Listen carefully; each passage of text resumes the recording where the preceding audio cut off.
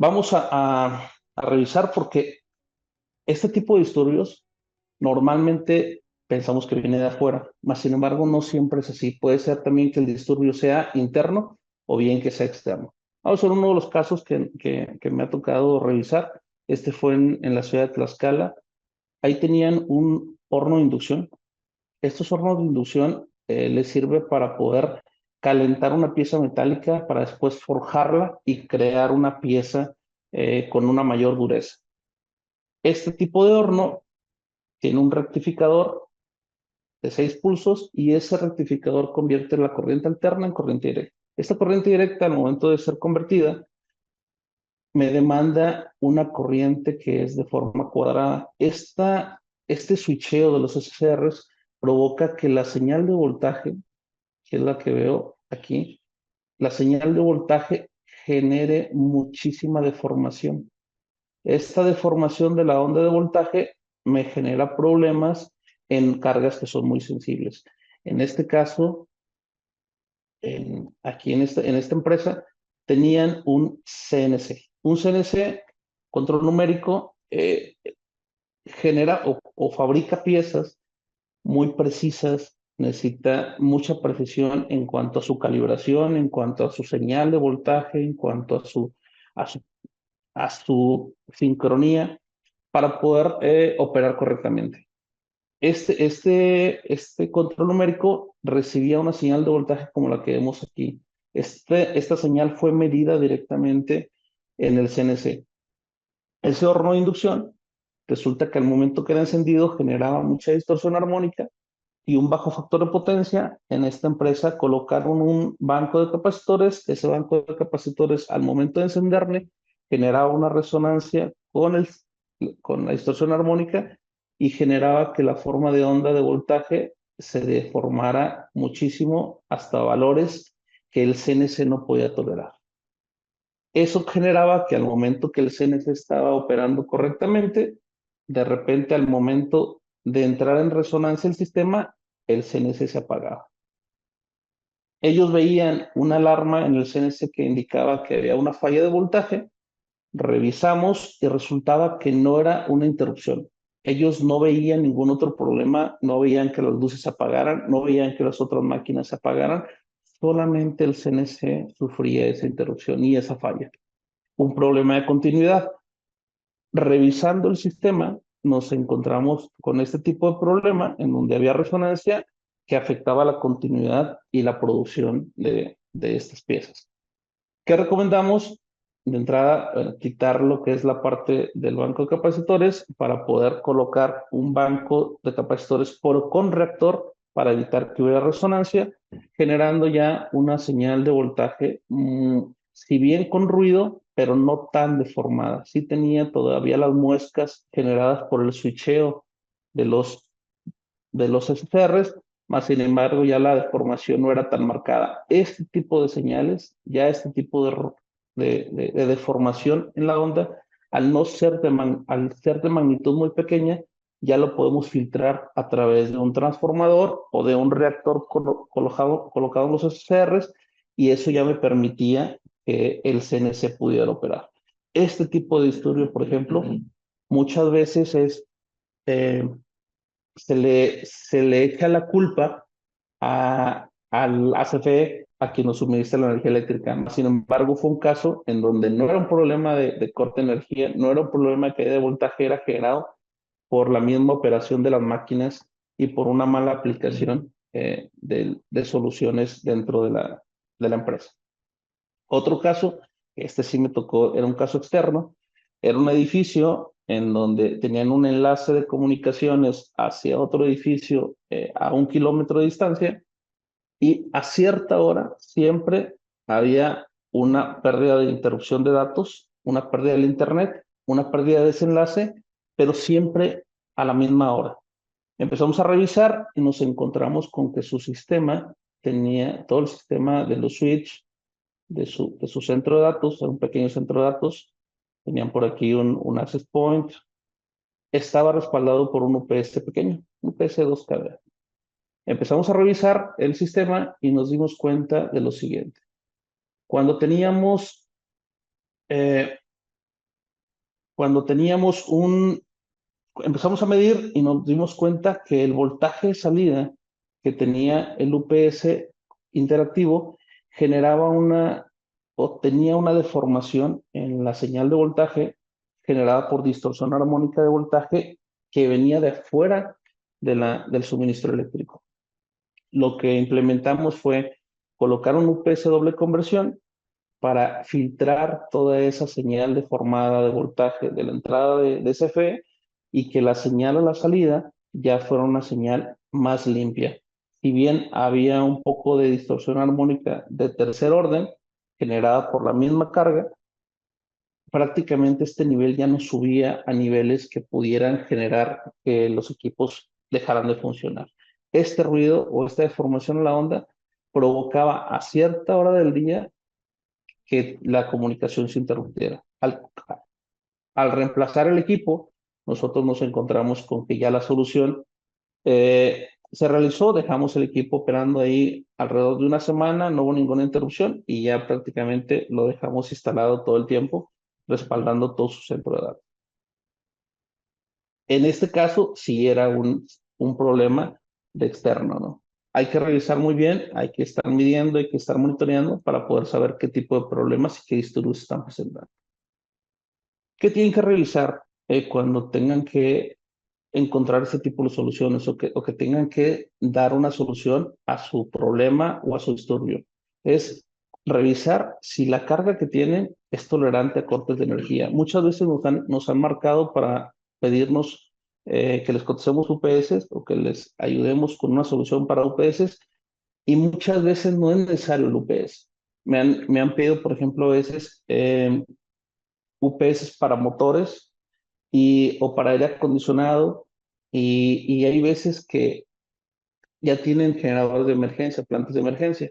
Una planta de emergencia va a tardar cerca de 10 segundos en arrancar y normalmente un motor al momento de apagarse puede tolerar 10 segundos para poder volver a arrancar sin que haya ningún problema en la operación. Más sin embargo, sí me ha tocado también motores en donde tenemos que respaldarlos con UPS, que también es posible, pero ese tipo de motor, por ejemplo, era para poder tener un enfriamiento en un área en donde no toleraba ni siquiera un corte de 10 segundos. Ese tipo de operación si requiere un UPS, entonces es importante determinar si realmente mi operación, mi carga que tengo instalada, independientemente del tipo de carga que sea electrónica, o sea, motores, o sea, máquinas, es tolerante a fallas. Si es tolerante a fallas, a un corte de energía, perdón, si la máquina puede tolerar un corte de 10 segundos, lo más conveniente es poner un generador. Si la máquina no puede tolerar, por ejemplo, una computadora, un PLC, no puede tolerar cortes de energía de 10 segundos, lo más recomendable es colocar un UPS.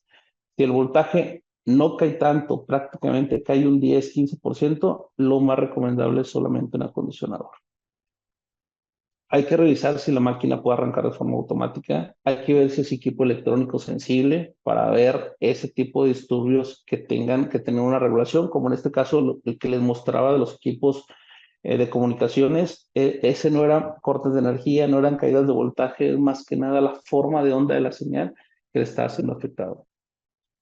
Y el equipo que tengo tiene software de respaldo. Hay veces que el equipo cuando se apaga pierde su software, pierde su configuración o inclusive me ha tocado también que tiene que volver a recalibrarlo. Ahorita estamos viendo un proyecto con un cliente en donde tiene una máquina en donde al momento de haber un corte de energía, esa máquina pierde su limpieza, es la parte séptica. Entonces tienen que tardar 4 horas en volver a limpiar la máquina para que vuelva otra vez a ser, que esté en condiciones para poder eh, tener el consumo humano. Otro de los casos que nos ha tocado es no ponerle UPS a toda la máquina. Muchas veces, y la mayoría de los casos, es posible separar lo que es la parte electrónica de la parte de potencia. Nos hemos encontrado con que muchas veces la solución completa nos piden un UPS de 300 kVA y cuando vamos y hacemos el análisis nos encontramos con que poniendo un UPS de 2 o 3 kVA es suficiente solamente para proteger el HMI, el PLC y la parte de control del equipo. Ya para la parte de potencia, dígase los variadores de velocidad, ya se puede colocar un acondicionador en conjunto con un generador de emergencia. ¿Qué tenemos que buscar? ¿Qué tenemos que tener cuidado en la parte de cuando seleccionamos un generador? El voltaje adecuado. En México no tenemos un voltaje estandarizado. Normalmente en industria lo vamos a encontrar con voltajes de 440 o 460 o 480. Es importante que seleccionemos el generador de acuerdo al voltaje que necesiten nuestras máquinas. La potencia es en kilowatts y para esto es importante saber que la potencia está dimensionada normalmente a 1000 metros sobre el nivel del mar. Si vamos a utilizar ese generador en zonas como Ciudad de México, Querétaro, Toluca o en todas aquellas que superan los 1000 metros sobre el nivel del mar, ese generador va a sufrir un derrateo. Por lo tanto, tenemos que sobredimensionar. También hay que ver el tipo de operación de ese generador, porque el generador puede seleccionarse por operación de emergencia, que es no más de 8 horas, en prime o en continua, en donde ya va a estar 24 horas operando. Y el costo de cada una de estas características es muy distinta y la capacidad y el tamaño del motor y del generador también son distintas. Entonces es importante que seleccionemos estas partes.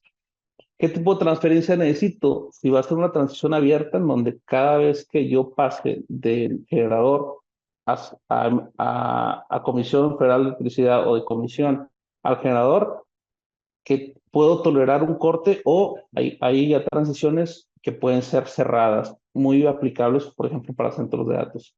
¿Qué tipo de aislamiento acústico voy a necesitar? Si es de tipo hospital, si realmente va a estar a un lado de oficinas, es muy recomendable poder poner un tipo de aislamiento mucho más completo.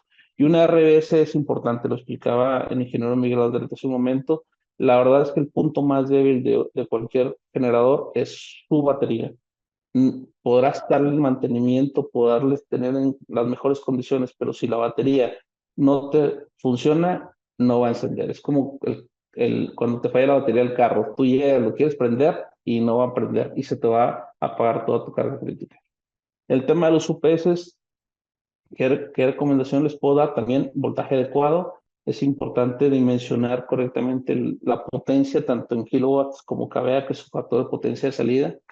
La tecnología del rectificador, sobre todo actualmente que estamos hablando mucho ya del tema de código de red, eh, y el código de red nos evalúa qué tanta distorsión armónica estamos generando nosotros como demandantes de carga hacia la red eléctrica.